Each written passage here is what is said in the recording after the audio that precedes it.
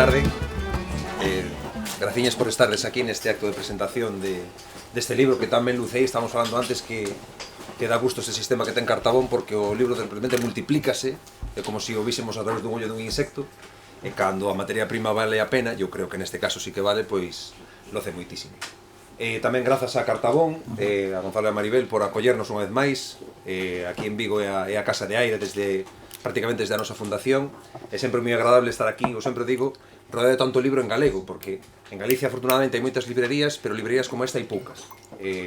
Temos que cuidar ese tipo de librerías, porque aquí é onde se ve o vizo do que facemos, non? Ás veces pensamos que temos unha cultura moi pequeniña, que non vale para nada, que ao lado das outras, pero carai, é capaz de encher así os estantes e lucilos así, non? E todos os anos vamos producindo moita cousa interesante.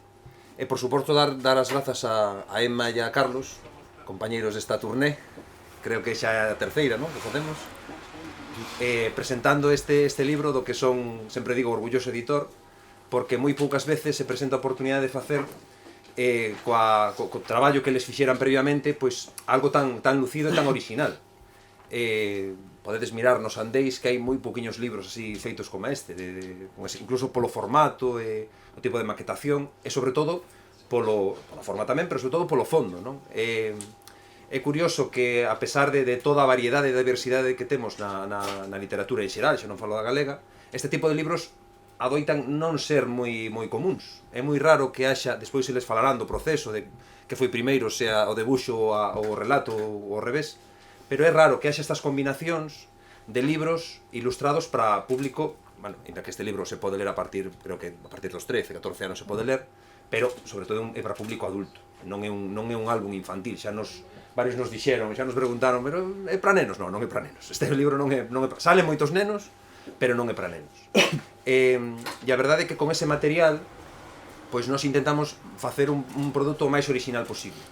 É un libro que sai incluso cunha maquetación distinta, habitual, buscando esa conexión que os autores xa crearan entre o debuxo e o texto, pois que quedase aí, non? Que quedase imbricado. Daí o xeito de buscar que cada relato caiba nunha páxina, que as ilustracións destaquen moito, é dicir, teñen un formato bastante grandeiro, e despois o artista tenas aquí en original para que vexades a diferencia entre unhas e outras.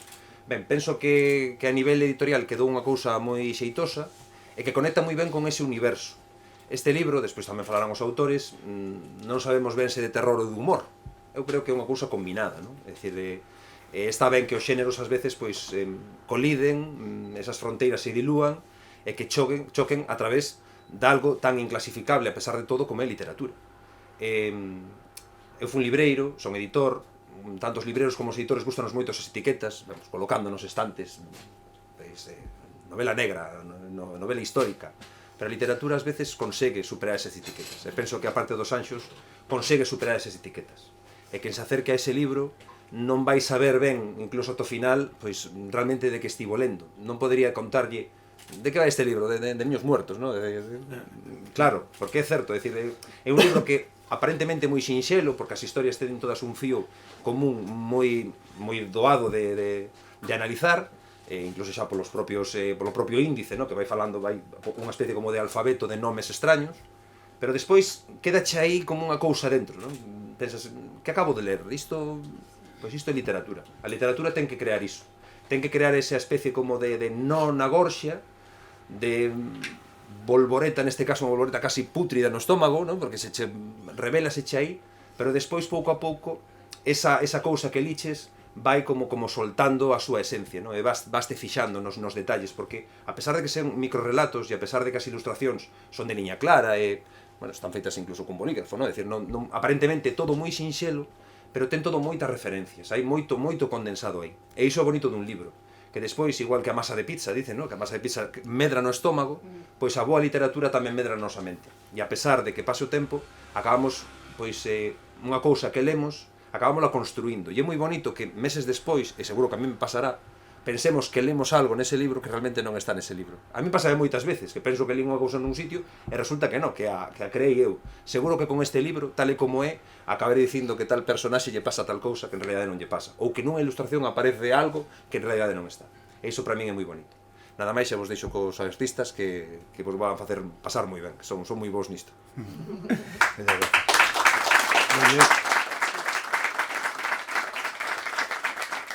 Moi ben, pois antes que nada daros as gracias por estar hoxe aquí, presentar, eu son Carlos, ela é Emma, por se acaso.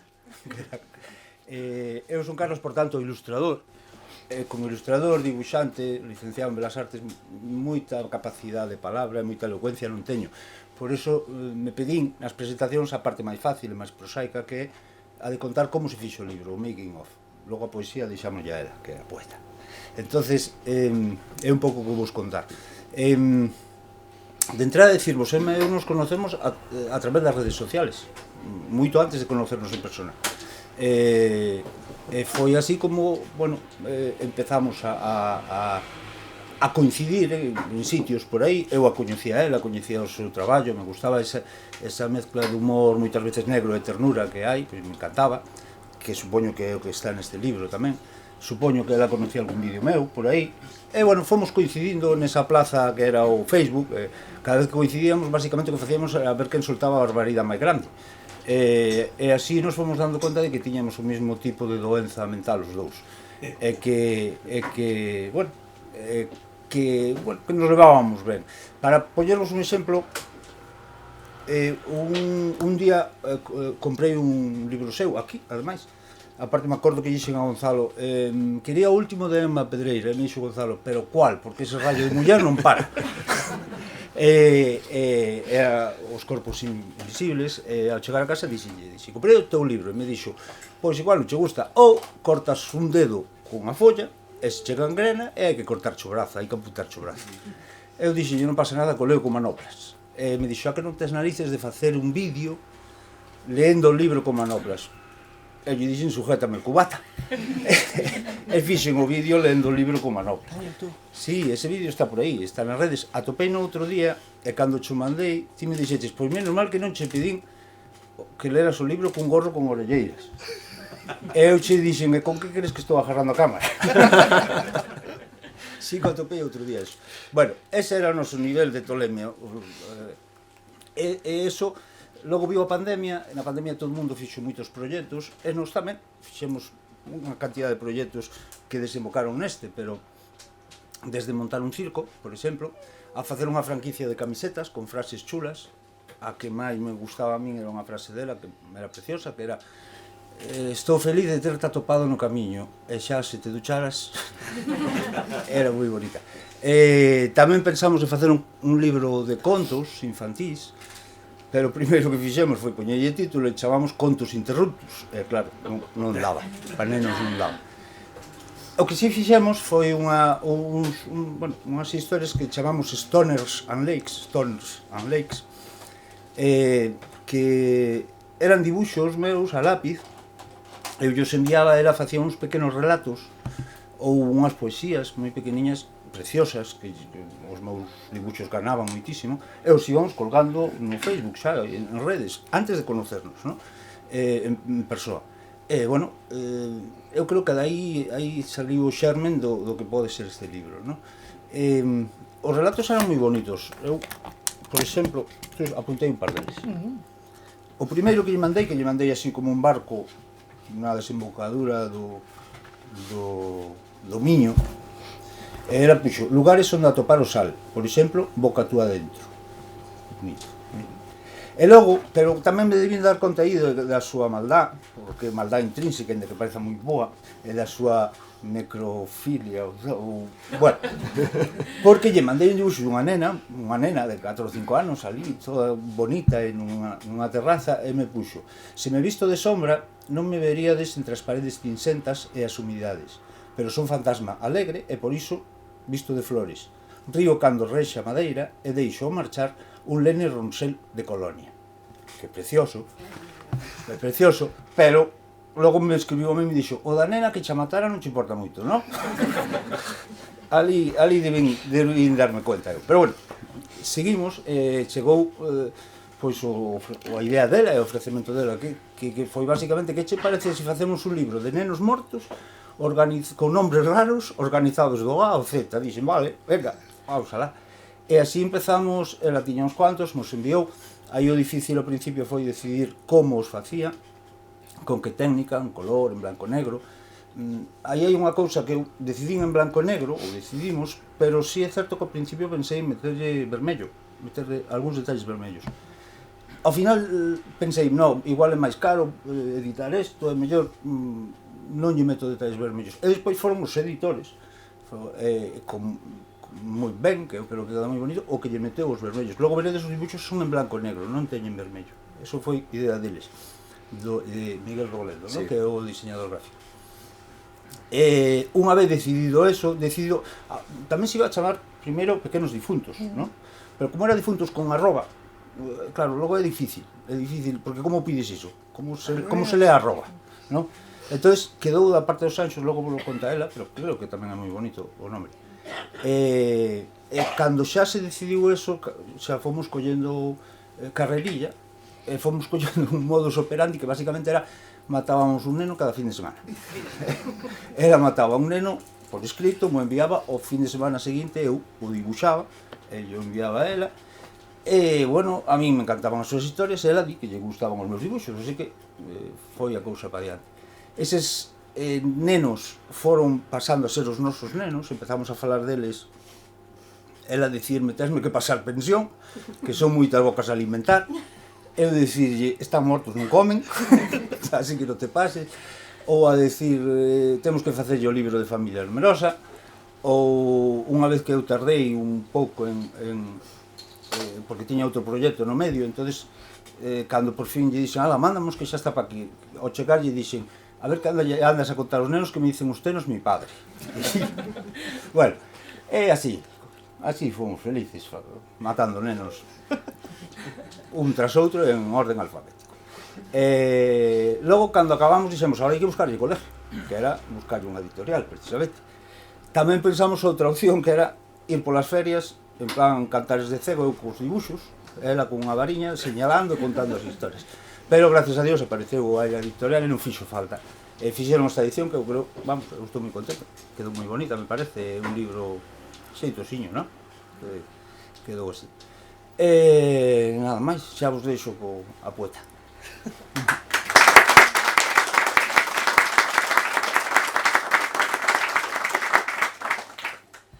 Bueno, pois nada, moitísimas grazas por estardes aquí hoxe, vir a misa de ánimas por estas 24 ou 25 criaturas que temos aquí, máis un gato e un can, ou dúas cadelas. E, bueno, moitísimas grazas a Maribel e a Gonzalo por sempre abrirnos aquí a igrexa para misar.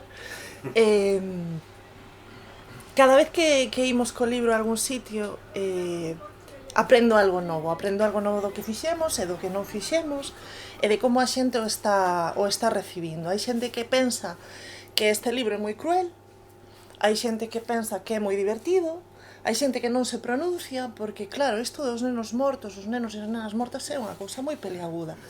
E hai un anaco, estábamos falando así diante dun café, que escríbese sobre todo, sobre morte, sobre crimes, sobre moitísimas cousas. Todos temos esta experiencia da familia, non? Da morte, do crime, do suicidio, das violencias, pero somos moi cautas e somos un pouco, mesmo que driblamos falar do tema da morte das crianzas. Eu creo que é algo que non atopamos na arte, na literatura, en ningún tipo destes espazos, porque pensamos que é algo sobre o que non podemos opinar, nin sobre o que non podemos escribir, e sobre todo sobre o que non podemos rir.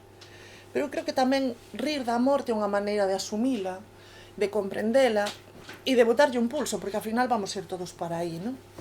Entón, eu propoñía para este libro sacarlle unha banda destas vermellas, unha faixa vermella, estas que as faixas sempre favorecen moitísimo. Pois as vermellas máis, que di? Francisco Abuín, enterrador de San Mauro de Pontevedra, deulle like a este libro.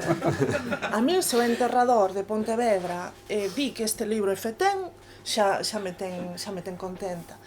El foi unha das persoas que me falou do que é a parte dos anxos, ou de que é a gavia de párvulos, ou que é a parte de gloria, chamase de un montón de maneiras esa zona do cemiterio onde van as crianzas que xa están bautizadas. Pero hai outros lugares onde fomos enterrando os nosos anxiños, os nosos pequenos que non progresaron ou que non nos deixou a igrexa enterrar porque non estaban bautizados, e fomos elaborando como unha especie de linguaxe alternativo sobre a morte de nenos e nenas. Eu teño aquí destas teimas de que ando visitando cemiterios e todo este rollo, pois teño aquí unha cousiña onde di pois que, non sei, chamémoslle Josiño, pois Josiño subiu al cielo, non morreu.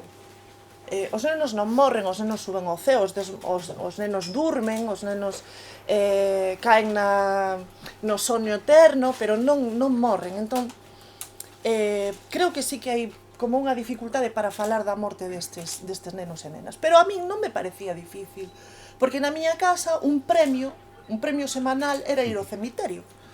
Era, pois vamos ver arte, vamos ver historia, vamos contar rexoubas paseando polo cemiterio.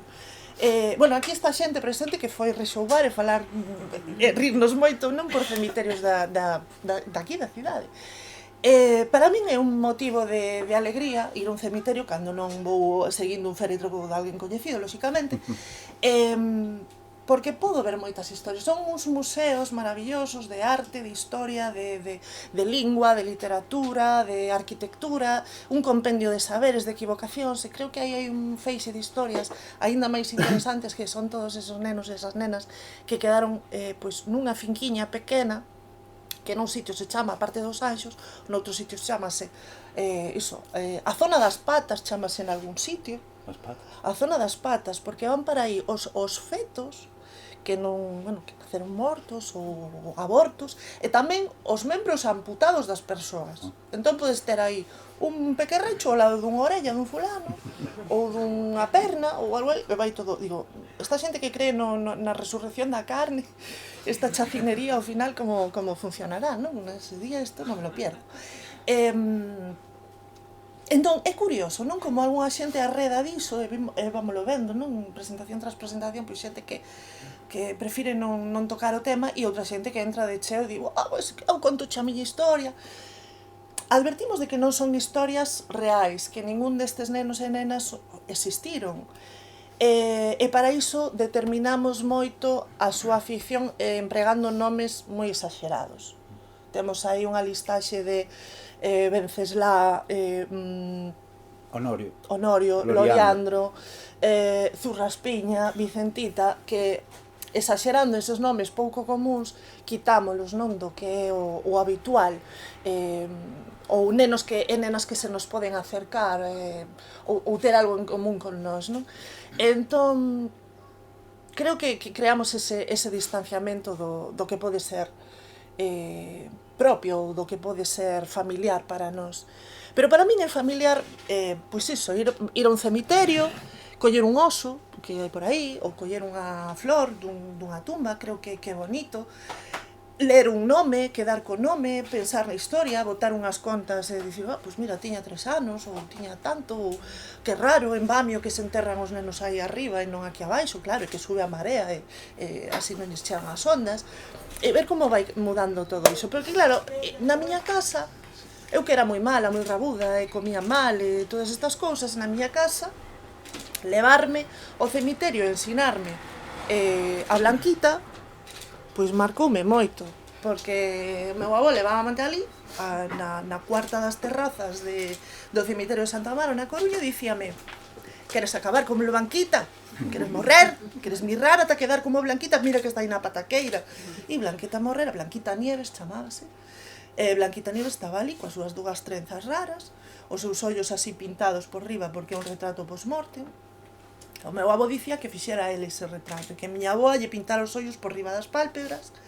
Despois, mirando as datas, non me coincidía, entón xa vexo que isto de inventar e de familia, non? O da necrofilia esta, máis o de inventalo todo, pois venme de vello.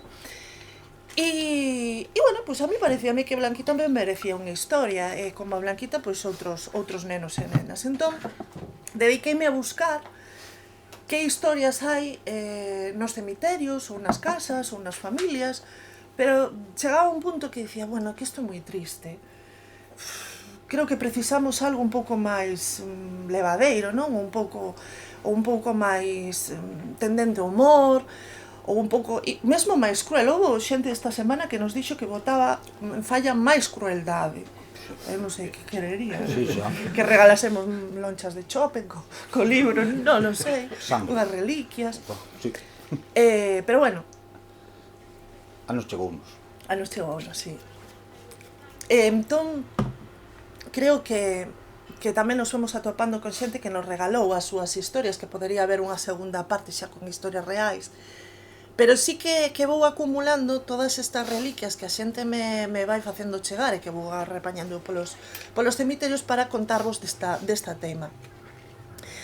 Eu prendo unha veliña, non, por todas estas almiñas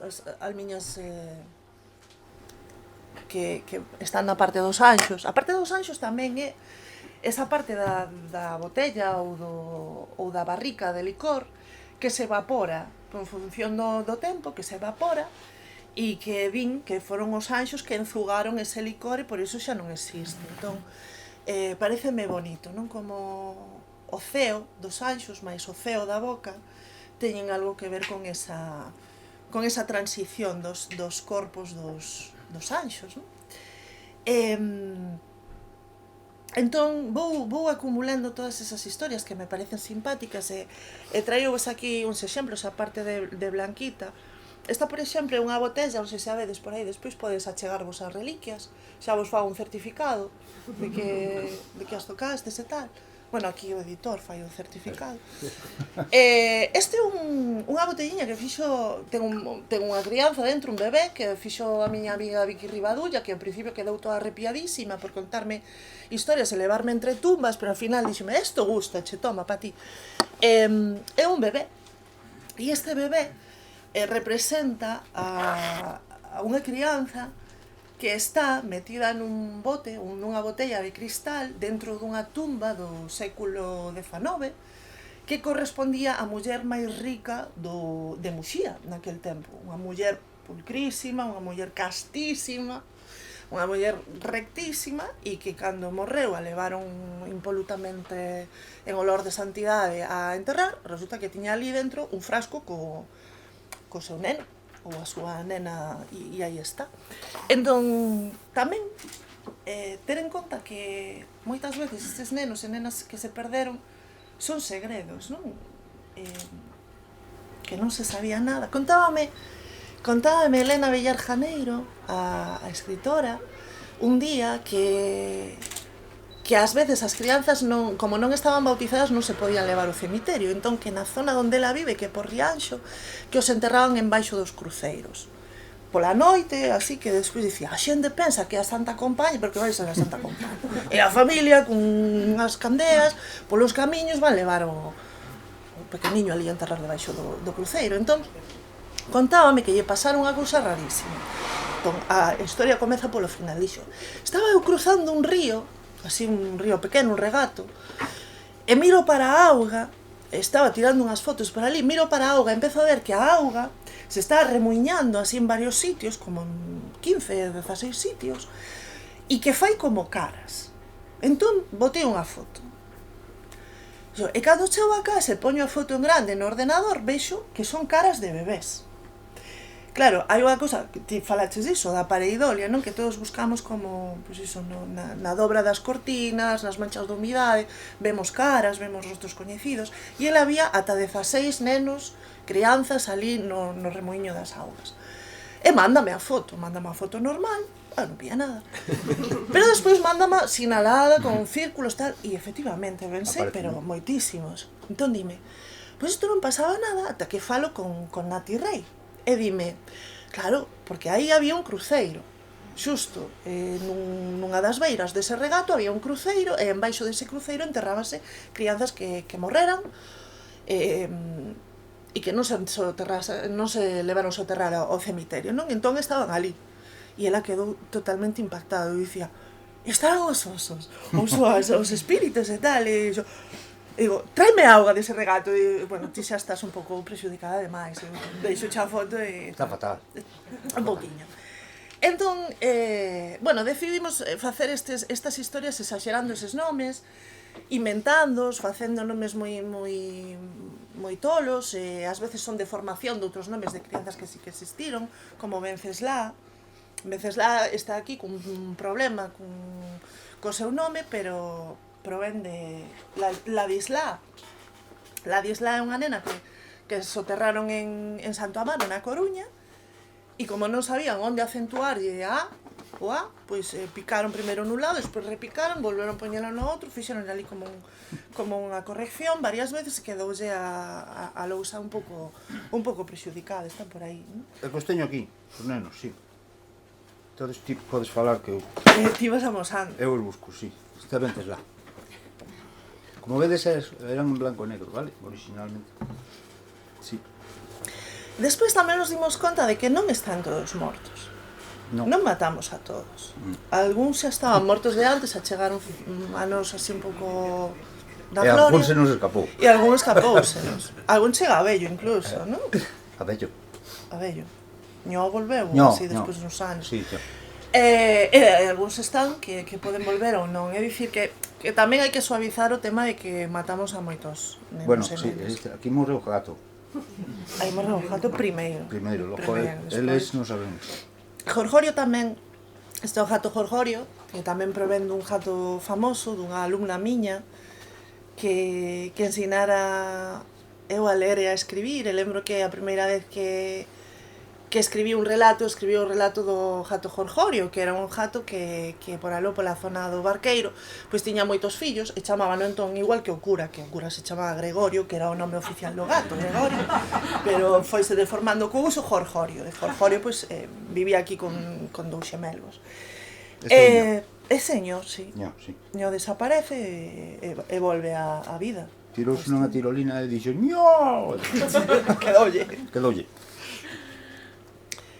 E despois hai outros, bueno, traio-vos porque me fai especial ilusión falarvos de todas estas teimas de por que escribimos, por que pintamos sobre a morte de nenos, por que eu, claro, a miña teima é que isto está sempre entre nós, non? Por exemplo, só hai que ver nenas e nenos, sobre todo nenas dos 80, todos ou case todas temos un anel ou uns pendentes con os dentes de leite. Isto de me voy a hacer un rosario con tus dientes de marfil, pois algo así, que copla, pero é un dos versos máis terribles e das cousas máis terribles que che pode dicir alguén. Pois este creo que é unha das miñas teclas de leite, non sei cal, se o fa ou o re, tá aí. E creo que isto é unha cousa ben sórdida. Cando vas por aí cos teus dentes caídos, pois coñecín a unha... Bueno, estas son as miñas mãos de prata, que tamén é como para matar vampiros ou algo así. Cousas de nais dos 80. Pero había unha señora ali nunha parroquia de onde son eu, que tiña un bote cheo dos dentes e das moas dunha nena da familia que morrera tamén en olor de santidade, unha nena que chamaban a Santa. A nena María Elena, que un día dixo que ia morrer porque vira unha pomba de lume pousar na igrexa e que a pomba voou cara a ele, entón empezaron unhas febres terribles e a nena morreu. Entón levaron a enterrar e cando enterraron diz que había un cheiro a rosas impresionante e despois que agromou un chícharo de olor ali ao lado e que unhas veciñas viron o chícharo de olor e dixeron: ai, mira que planta bonita. Eles morreron familiar, enterraran ali na cova do lado e colleron a planta e cando iban tirar para levala por outro lado escoitouse un estertor que saía do interior da terra e digo... E, bueno, creo que a voz da nena non era, pero era así como algo do urco e entón saíron as paisanas correndo. Dicía o propio cura deste sitio que daba fe do milagro, da fantasma ou do que fora, que ele ia un día a dar misa e ao chegar ao cruceiro que está un pouco antes e que non se ve aínda a igrexa, ve unha nena xogando. E dixo: mire ti por aquí e tal, e a nena virouno e seguiu xogando. E entón dixo: pero estarás perdida. E entón a nena mirouno con moita cara de pena e moveuse cara á igrexa. E dixo o cura, e non ia dando cos pés no chan, ia como rodando polo aire, deuse conta de que era a nena María Elena. Entón, todas estas historias están aí entre nós, teredes un feixe delas, quero escoitalas, por favor, antes de marchar. Pero o máis importante do que traio aquí hoxe son as reliquias que fun atopando nesta viaxe de investigación, como, por exemplo, o prendedor de Marujita, Gili Sarabia, que tedes aí enterrado en Pereiró. É unha mágoa porque está así como moi feito pó, pero é que Marujita morreu, entón quedoulle a Pepita en prenda, e Pepita morreu. Entón pasoulle a Rosita, e Rosita morreu.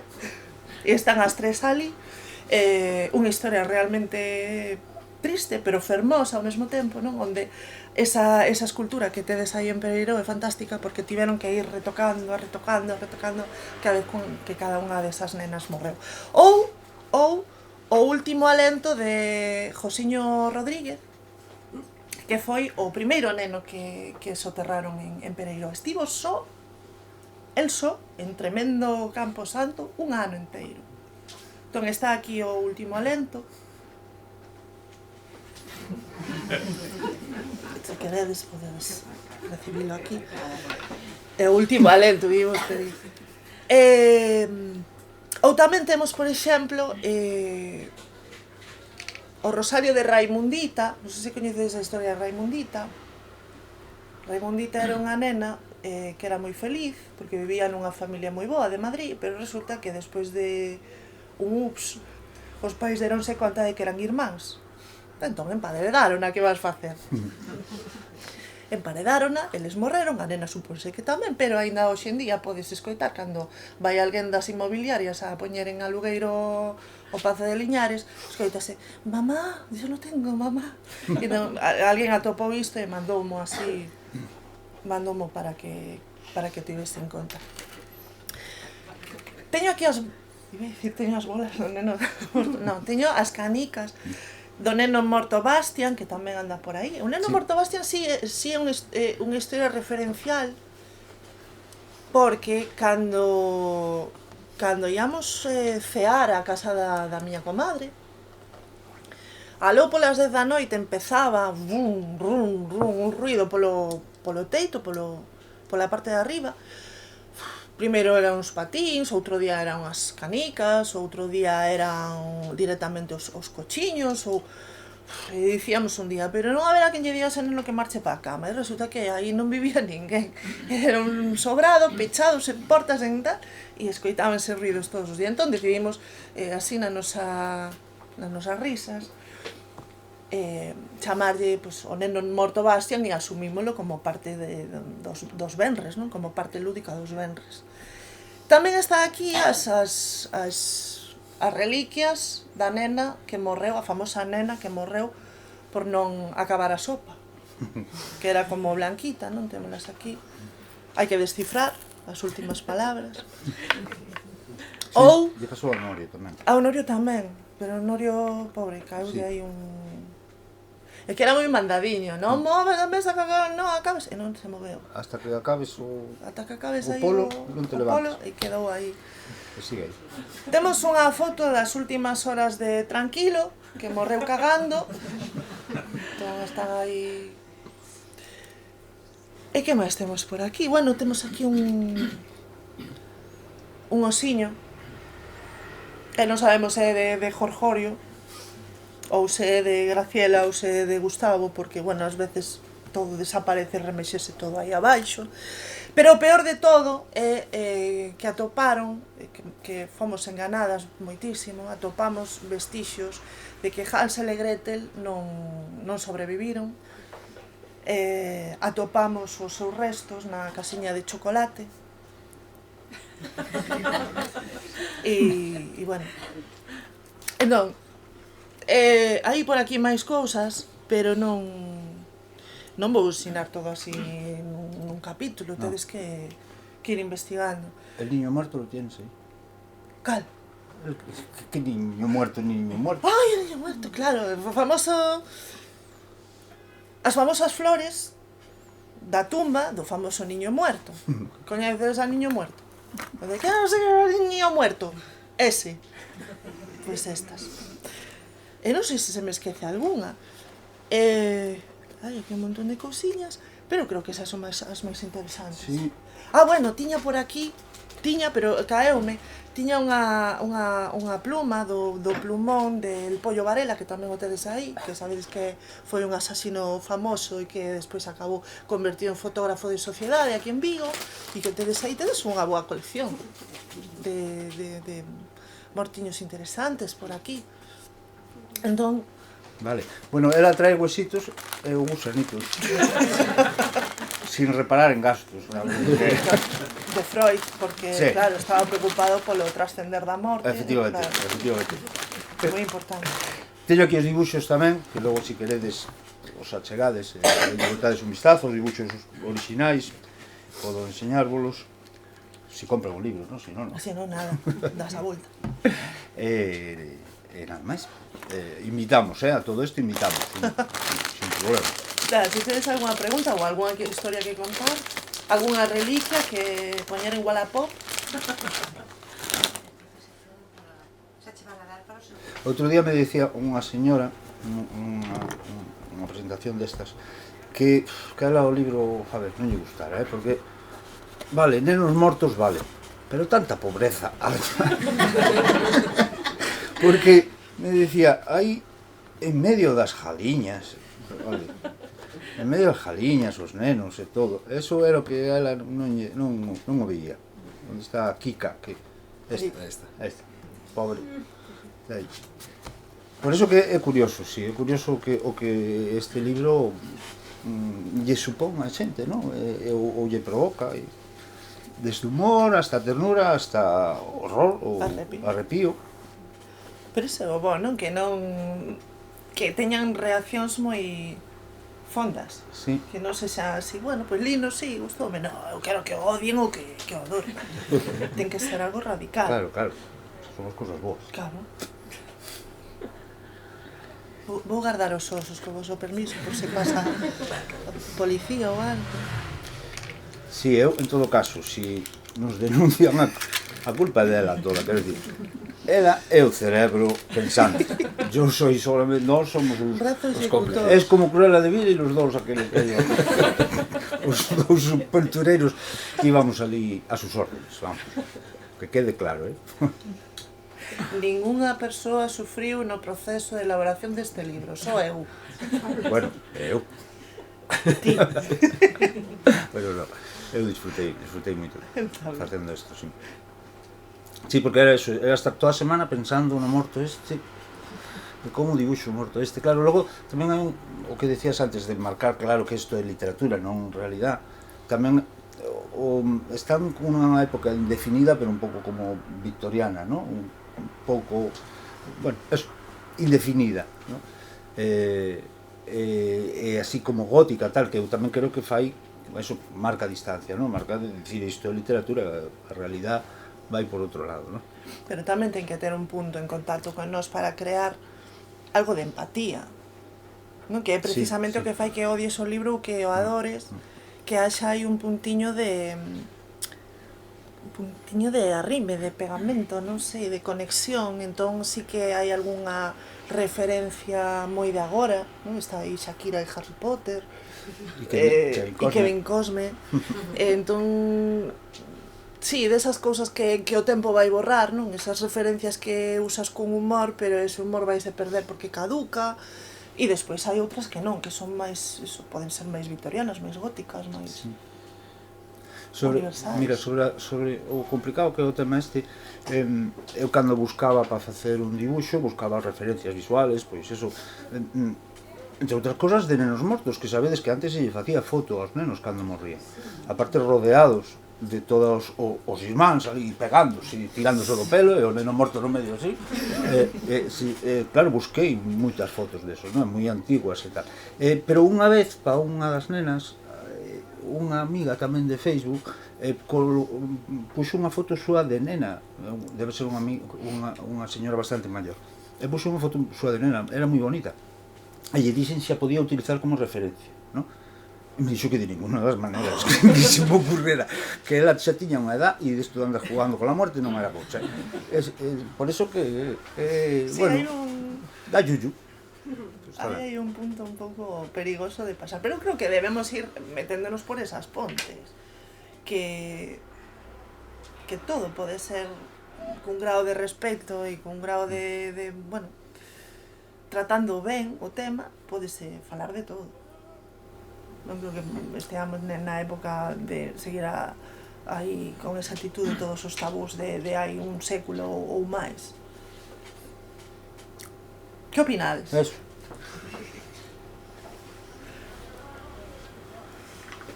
Nada, non nos vades preguntar nada. Bueno, mentre lle ven a gana de preguntar, eu queria che preguntar a ti pola túa experiencia, porque é o primeiro libro que ilustras, Sí. que ata agora fixeches moitas cousas artísticas, pero máis relacionadas co audiovisual. Como é a túa experiencia de verte aí como autor publicado, nalgo que é estático, que non podes mover? Sí. Sei que de vez en cando moves, porque xa a portada do libro xa moviches, sí. Que xa hai un guía. Sí, xa, sí. Joder, moi bonito, sobre todo porque é algo físico. Eu hasta ahora facía vídeos, bueno, tamén cuadros e tal, pero digamos, o que me dediquei estes últimos 12 anos a facer videoclips de animación. Bueno, sí, están aí, están na rede, pero non os tes na man. De repente ter un libro que é obra túa, e o colles e o pos debaixo da mesa e eso, e o regalas e quedas sin el porque eu xa non o teño, ese tipo de cousas é moi bonito. Aparte o libro quedou moi chulo, a cousa de que te chega a casa, abrir a caixa, sacalos todos, é algo así como moi emocionante, sobre todo sendo o primeiro, que diredes, pois xa tes unha edad para ser o primeiro, pero eso, eu hasta ahora, pois, bueno, algúns me conocedes, basicamente me dediquei a facer videoclips de animación, pois para xente, para músicos galegos moi guais. É eso, é moi agradable, a sensación é agradable, sí. Eso sí, sei que hai tantas presentacións. Hola. ¿Pensades escribir algún libro sobre lendas de no, que morreu fulanito, resulta que se aparece, cousas así? Eso xa o fai Cal Rosolla, xa está cuberto o cupo. Non lle imos pisar aí o... E unha cousa máis, unha vez nun testamento do século pasado poñía, o sea, eu esperaba que aparecera fulanita de tal morre e deixei a tal fillo tel isto, e poñía a fulanita de tal con 4 fillos vivos, non sei se poñía o número de mortos, pero vamos, quedaba claro que estaban non sei cantos mortos, e me quedei estupefacta, sabes, de que fixera referencia a iso. Antes citábase así, tiñas en conta, sempre a cito, hoxe non a citei, pero a cito agora, Susana Arins, en non sei que fala das súas antepasadas, dicía, fulanita de tal tivo tantos fillos fora os morridos. Entón, sí que era unha cousa que se tiña en conta. Ou tamén o que se facía era encher o oco do fillo ou da filla que morrera poñéndolle o nome a outro, o seguinte. Eu vin nestas viaxes por cemiterios, vin en Elviña, na Coruña, unha Carmencita que era a terceira Carmencita despois de 2 Carmencitas fake que marcharan. Entón, esta era a boa. E tiñanse en conta de outra maneira, tamén era un alivio, ir quitando xente do medio, en algúns momentos, non? Onde había fame, onde non se podía cuidar dunha prole numerosa, pois, bueno, pois un menos, que era o que dicíamos, non? Sí. A cada capítulo, Sí, un menos, sí. queda menos. Sí, é certo, aparte, antes os nenos morrían moito máis, estaba moito máis asumido. Eu, por exemplo, miña nai, cando lle enseñei o libro, dixome moi bonito, pero tamén de nenos mortos. E dixe, mamá, vos cantos erades? 14. E vivos? 10. 4 se quedaron no camiño, era así. É certo que non se volvía a falar deles, non? Como que quedaban aí, bueno, como malas experiencias. Agora que dices eso, estes non morreron, pero era un que quería ter un neno e chamarlle Jacinto. E empezaron a salir nenas, 5 seguidas. Entón lle puxo María Jacinta, Elena Jacinta, Fernanda Jacinta, pero un vecino. Claro, non sei como non me contaches algo. Non me acordeime ahora. Hasta que lle naceu o Jacinto, por fin, aí parou, pero pouco goitadas. E puxo Jacintas a todas. María de la Jacintación. Pois sí. E logo, outro que decías, o certo é que estas historias teñen moito que ver co tipo de narración oral, no? Que podía haber nos povos, no? Os contos de mortos, da Santa Compaña, de as lendas, eu creo que sí, que ten que ver bastante con eso. Non? Sí, despois tamén por lugares, o que contaba antes de que me contara Elena Villar, que os soterraban no cruceiro, eso é unha cosa do sur, no norte faise outra cousa, na miña zona, por exemplo, o que se facía era soterrar ese neniño, esa neniña sen bautizar, onde chegaba a sombra do aleiro da casa, porque aí estaba protegido do frío, da chuvia, da neve, e podía ver, e sentir, e escoitar a xente que estaba dentro, que había aí como un pouso de ternura, non? E de pensar que están cerca, e sobre todo cerca dunha luz, porque dicían que os nenos e as nenas que morrían sen bautizar ian ao limbo, e que o limbo é un lugar mesto e escuro, e que entón sempre, por iso, as urnas en que se enterraban estas crianzas teñen un panel de cristal, porque así podían ver unha luz. Por iso se enterraban tamén cerca dun cruceiro onde sempre habería luz de alguén que camiñase por ali, ou cerca do adro da igrexa onde habería luz, en lugares onde poidesen recibir algo de luz. E non se podía pisar no aleiro da casa, nese terreo, porque quen andaría por aí abaixo?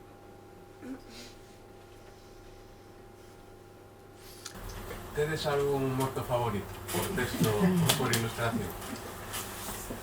Home, quizás por ser a primeira, eu a Arleta esta, e teño moito cariño tamén.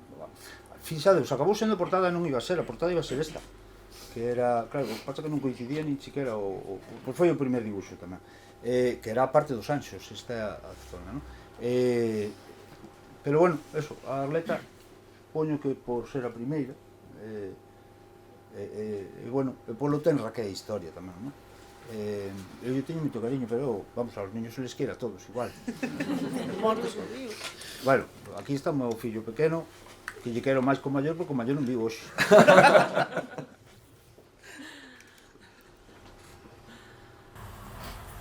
A orden que traballastes foi alfabética, fostes escribindo e ilustrando en orde alfabética tamén? Casi sempre, hubo algún salto, Sí, non? hubo Ou a algún veces salto, algún sí. salto, algún que se quedaba por aí polo medio, e había que volver atrás. Pero sí, en xeral sí. Mais eu que ela, que é máis desordenada. Ela nos mandaba así, pero eu soy de...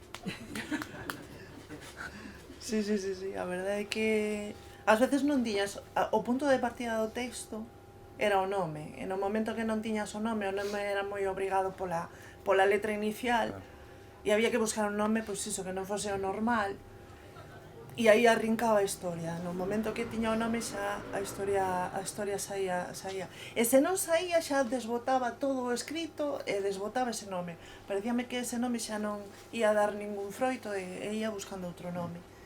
Creo que os nomes os escollín todos eu. Sí. Bueno, Os nomes sempre os puñedes as nais. sei que ser. Pois se non, sai María Xacinta e María... Bueno, sí, é verdad. Desfeita. É verdad. As preguntas? Queredes gusanitos, Ben, pois nada máis, moitísimas grazas e ata a próxima.